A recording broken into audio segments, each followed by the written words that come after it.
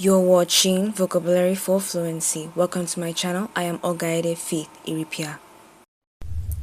Words are powerful. They can build bridges or erect walls. Today's word is one that has lived two lives. First, as a clinical term in medicine and education, and the other as a hurtful insult. We won't use it as an insult here. We will not mock. We will learn. Today, we are talking about special needs education. Let's explore the word retardation, its history, why it is no longer used, and the respectful language that has taken its place. What does retardation mean? Originally, the verb to retard simply means to slow down or delay progress.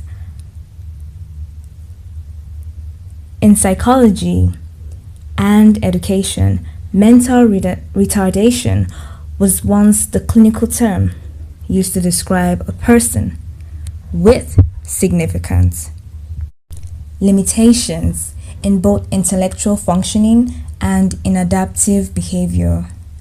That is, the everyday social and practical skills needed to live independently. This was a medical diagnosis, not a judgment really, but over time the word has been taken out of the clinic and weaponized on the playground, in hallways, and online. It became a casual insult, a slaw. It hurt people. It isolated families as well. Because of this, professionals and advocates have begun to recognize that the word itself had become a barrier to respect and inclusion. A change was needed. In the United States, a landmark law called ROSA'S law was signed in 2010. This law officially removed the terms mental retarded from federal health, education, and labor laws, replacing them with intellectual disability. The World Health Organization, WHO, and the American Psychiatric Association, APA, have also updated their diagnostic manuals. The term intellectual disability is now the standard, respectful, and accurate term.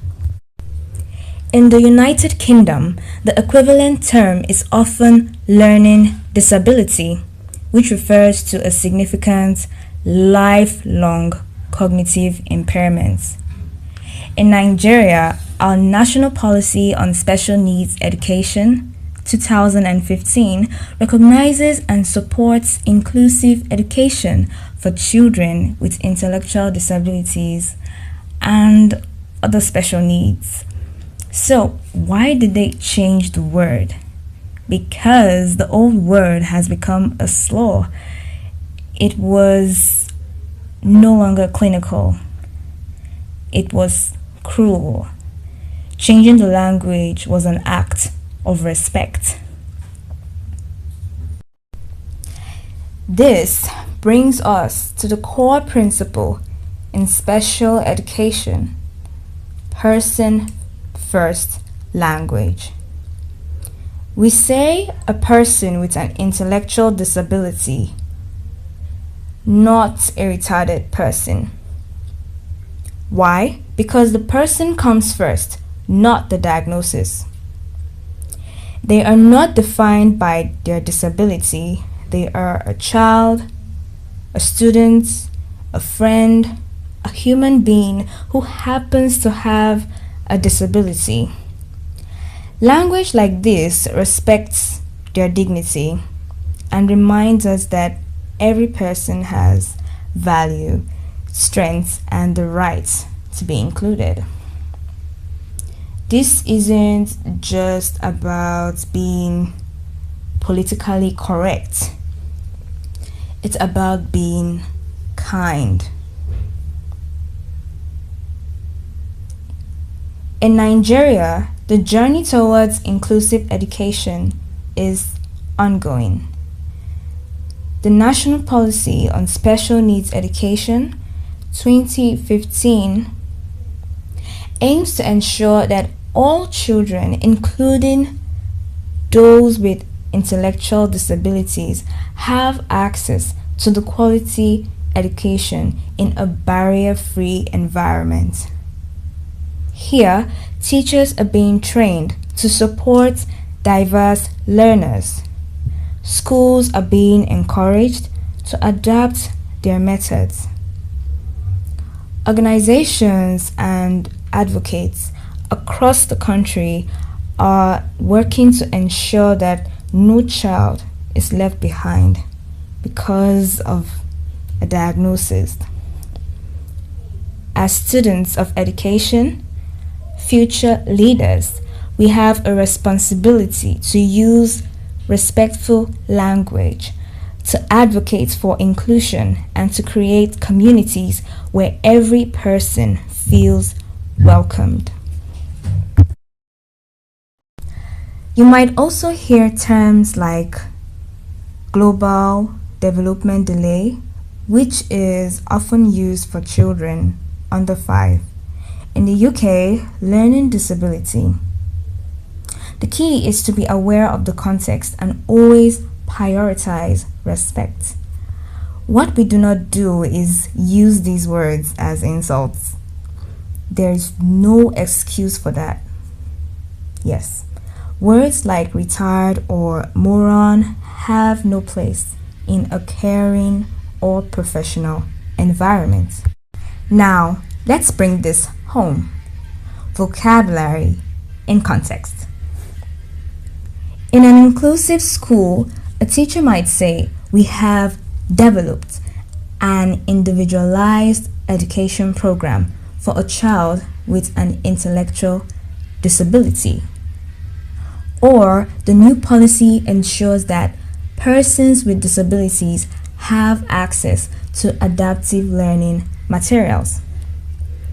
And as a future educator, you might say, "I use person-first language because I know that every student is more than their diagnosis." Today's challenge. Here's the challenge. First, I need you to reflect. Think about how you have heard the word retard or retardation used. Have you ever used it carelessly? If so, make a commitment to stop today. Second, rewrite. Take an old sentence like, "He's retarded," and change it to respectful person-first language. "He is a person with an intellectual disability." Third, act. If you hear someone using the word as an insult, gently correct them. You can say, "The word is outdated and hurtful." Let's find a better way to say that. Post your new sentence in the comments, or tell me one thing you've learned about inclusive language today.